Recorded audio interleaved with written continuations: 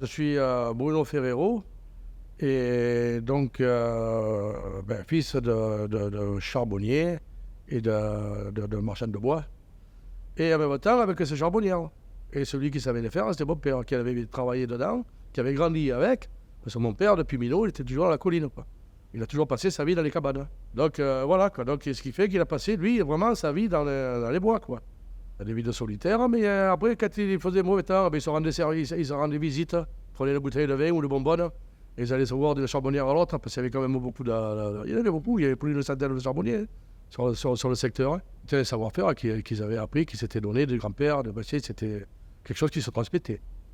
Parce que c'est pas n'importe qui peut arriver, déjà, d'arriver à couper des bois qui correspondent, c'est pas n'importe quel bois dans la colline, c'est certains diamètres, et après, il y a aussi le travail que ça représente.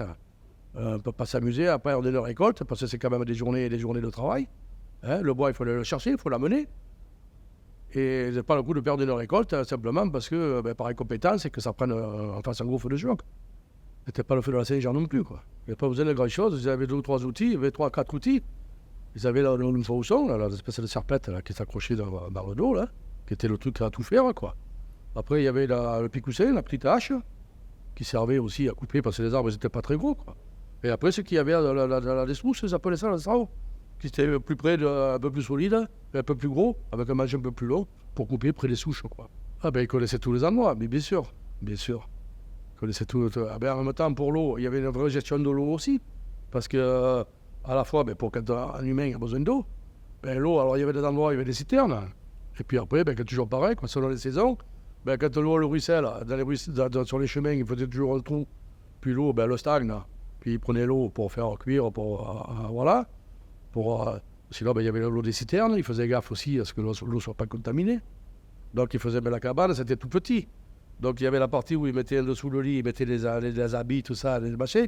Le bois de chauffage, le soir, pour se chauffer. Et donc il fallait que ce soit à côté du foyer. C'était petit, la cabane. Non, mais en même temps, voilà, ça devient la fumée aussi, quoi. Un peu noir, c'est la poussière de charbon.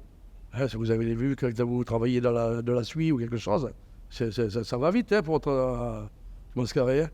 Donc, voilà, quoi. Il n'y avait que les Piémontais. Il n'y avait que les Piémontais. C'était toutes les mêmes régions d'Italie. Après, avec les autres, ils s'appellent des guerres. Hein. Que des inquiets. Hein. Que des inquiets. Quand on regarde le caractère du père aussi. Il nous a fait aussi avec les caractères bien trempés, ça ne vient pas dans l'air. Ouais. Ils en vivaient de tout ça, ça leur apportait de l'argent, bien sûr. Et après, quand ils retournaient, quand ceux qui retournaient au pays, ça les achetaient un bout de terre, ils achetaient une vache, ils achetaient un bout de maison, où ils amélioraient leur vie, quoi. C'est ça l'argent aussi pour la famille, quoi.